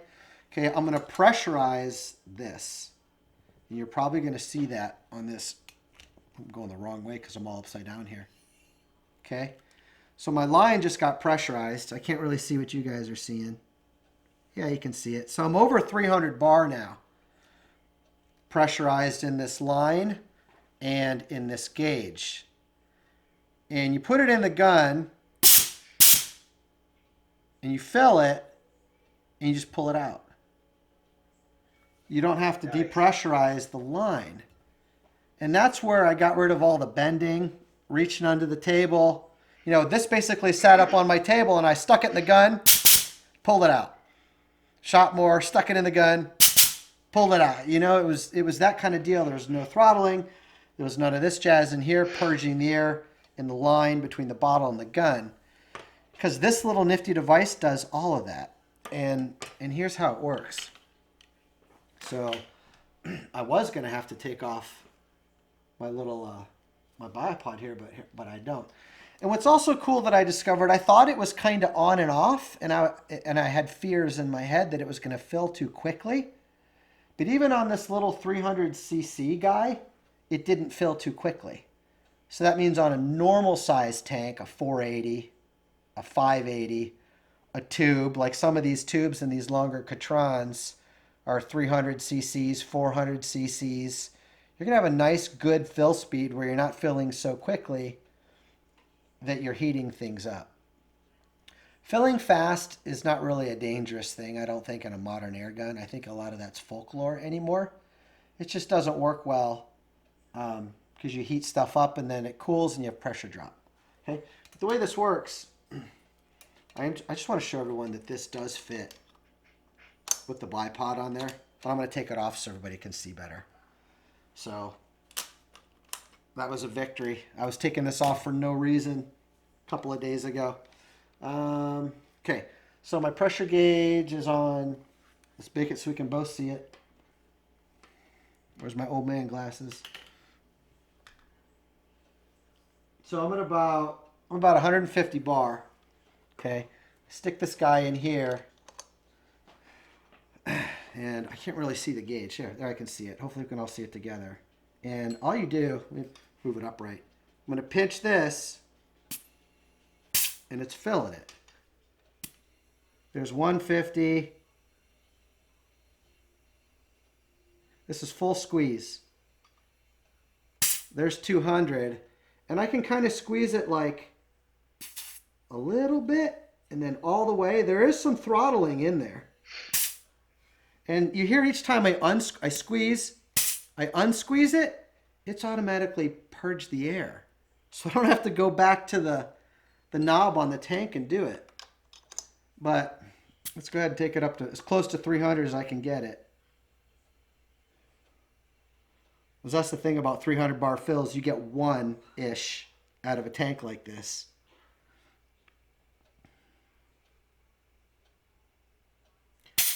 Now my finger is getting tired, so I will say that the spring in here is probably a little oversprung. I can see a couple of these guys lopping a coil off of that in time. I don't know. Ask AirGun before you do that. I don't want to mess up their valve. Coming up on 300. So it's not this super, super quick fill. It's like a perfectly timed fill. It's like they calibrated it.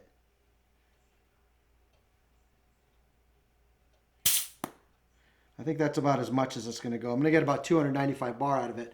But the point is, it just comes right out afterwards. And I think a lot of people are going to appreciate that for 150 bones. And it is available at Utah Airguns. They are going to carry them. They may have them there already. I'm sure they've got them on order if they don't. But that's the easy fill. Now, I will say, this line is pressurized now. So the caveat to that is this cannot be rotated in this fill. The pressure is locking this into this fill guy here, into this female Foster fitting. So you can't rotate it. So if I did want to rotate it, I'd have to close my yoke. Got to find close here because I'm backwards. Okay. Bleed my air. And now I can rotate this on here. It says 300 bar on one side, AirGun easy fill on the other. Okay. That's the easy fill. And I think That's cool. It's cool. At first I wasn't sure. I think I was excited at first, and then I got it here and I wasn't sure. And I started playing with it, and I'm like, this thing's awesome. So, I don't know. I'm going to put my tank back if you got anything to add about that, buddy. I can't wait to get mine and try it out. It seems like it's something that people use their tanks every day, and this is one of those things like, damn, why didn't I invent that? Because everybody's gonna want one, you know? Yeah. That's how I feel about it. Yeah, quick pros and cons. Saving the fingers on the knob. No more bending under the table or reaching to get your tank. It's all right here. And the only con I can really think of is that it can't really be indexed when it's under load, and that this is a little bit stiff. But surprisingly, another benefit is I was surprised I had some throttle in there. I could move that a little bit and control the speed at which I fill. So That's good. It's not everything or nothing then. yeah, it's not all or nothing. Hey, speaking of value priced air guns, get one of these guys too for your 12 hundo. Nice little poly case, padded inside. It's nice stuff, man. Yeah. Well, that's everything. Great. That's everything I got, buddy. You want to close it out talking about review, discuss, win some, or did we miss anything on the Katran? Let's see. No, I think we touched pretty much everything that needs to be spoken about on the Katran. It's a very well priced air gun for what you're getting. Mm-hmm. And yeah, let's talk review, discuss, win. So Steve and I are blessed with so many amazing partners, not only from the continental United States, but manufacturers from around the world. And each month, one or more of them hire Steve to do full video reviews and possibly some tuning guides.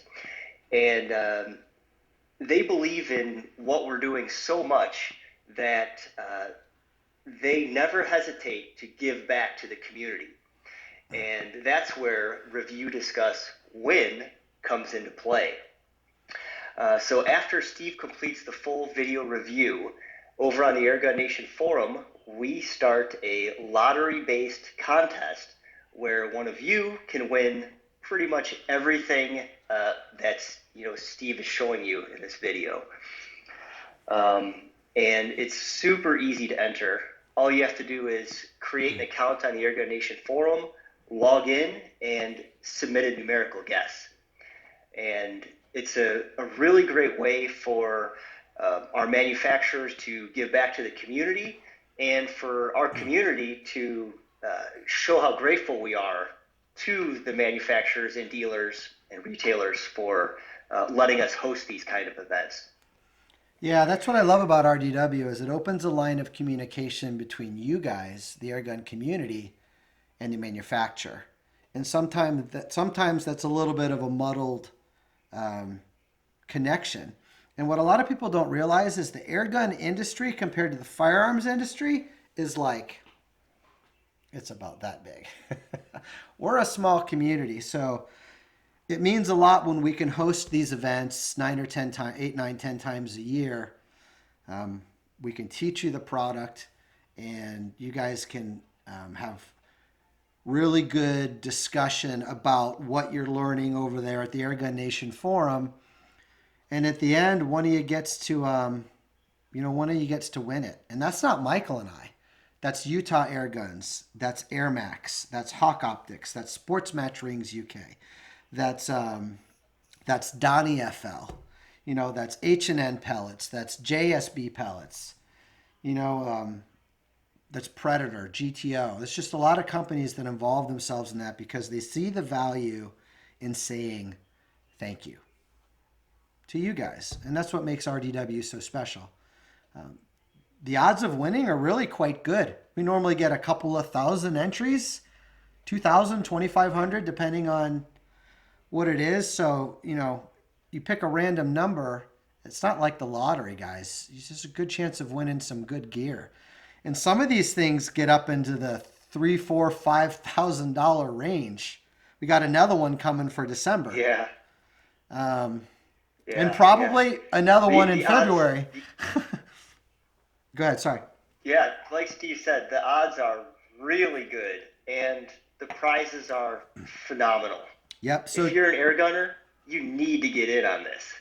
Yeah, for sure. And tell your friends about it. So to be clear, I need to make a confession. I'm falling in love with this gun. A lot of times the actual gun I review is what's forwarded to the winner. But sometimes I get kind of attached to the review product, and I'll reach out I would reach out to AirMaks and be like, hey, do you mind comping Utah Airguns a gun? Because I kind of don't want to give it back. Not all the time, but sometimes I'm falling in love with this gun. So I don't know if it'll be this one or one like it, but you guys will get to win. One of you will get to take home an AirMaks of your choosing from Utah Airguns. Hawk Optics is going to provide a brand new, or this one, which is brand new, AirMaks scope. That's kind of weird. AirMaks. Donnie FL is going to contribute a moderator of your choosing. Sports Match Rings UK out of the United Kingdom is going to contribute some mounts there. Patchworm's going to throw in a cleaning kit, which is my favorite brand of cleaning kit. JSB is going to give you some pellets. H&N's going to give you some pellets and some caps. I don't know if I'm missing anything, but it's going to be a really nice package to the winner. Absolutely. Yeah. And this will all happen. This happens fast. So Steve finishes his full review, and then bam, we go live, and you've got 10 days to enter, and then it's over. Yep. So So where we go from here, guys, is if you're new here, I take everything that I've learned so far, I take it out into the field with me, and I do a full review, 50 yards, 100 yards, trigger tests, sound tests, different pellets, scope, just all of this stuff. I'll demo all this pretty fancy stuff in the back here on camera for you. And weather permitting, that's about a week of work in the field and about a week in the chair editing it. So we're probably in that 2-week window, and then you'll see it launch on AEAC Home, my other YouTube channel, and you'll see it launch on the Airgun Nation Forum. And yeah, it's easy. No strings. Ain't no stringies attached these, right? No strings. Mm-hmm. Where are the girls, man? I thought for sure there was going to be a cameo by Michelle and Michaela and Max. And Katya said she was going to be coming through here to go on her walk, but I haven't seen her. Maximus. Hey guys, Well, let bring us it, Matt. know. This is an evolution for Michael and I, kind of taking this vlog to this level where him and I compare notes and discuss and pass our sharing and learning on to you guys. Let us know in the comments down below what you liked, what you didn't care for so much, and help us tailor this product to where it's better for you guys. Because at the end of the day, this channel is all about airgun learning for those that are serious about being great with their airgun equipment and getting the best out of it. Would you add anything to that, bro? No, I mean, you hit, you cover so many bases, and what you don't cover in your videos, people can reach out to the worldwide members on Airgun Nation and get the rest of the answers. Yeah, that's So, true. Yep. yeah, All right, so we've both got we've both got a phenomenal community behind us, and like Steve said, I'd like to hear what you guys would like to see out of this, and we're just going to keep pushing on and bringing you more better content every time. right, because it's important to us to evolve our product, the Airgun Nation and the AEAC product, so it's tailored to what you guys want, so that we can remain relevant to the manufacturers and you guys for years to come. So if you like this, let us know. If you didn't, let us know. Please use the comments on my channel if you want to talk more to me. Michael, over at the Airgun Nation forum, you can give him feedback. This video will be posted over there, or both is great too. We're all paying attention and we all want to do right by you, so that we can stay important and continue to play and be teachers for y'all. Yeah. Yeah. Thanks so much for having me, Steve. Yeah, this has been awesome. We might fine tune this as well. This is kind of our first little run. This is the best way we kind of knew how to do it. So hopefully it's been good on your guys' end. And we're open to suggestions too with the hardware as far as how we've set this up. Yeah. If we can do it, we'll do it. That's right. So how long have we been going? You get Almost 2 hours and 15 minutes. Holy crap. All right. That's perfect. Let's stop it right there. And guys, thank you wherever you are, whatever you're doing. Hopefully this new format and video has brightened your day a little bit. Please tell your friends and family about us and at your forums and at your shooting events, because we're greater together. When you guys are active in the comment section, it's been out of control a little bit, which is a good thing. And we all kind of learn and grow together, and that's what makes this great. Yeah, and thank you. Thank you so much. Thank you, Utah Airguns, for putting this in our hands so that we can pass all that goodness on to you guys. All right, buddy. Take care. We'll see you later. Talk to you later.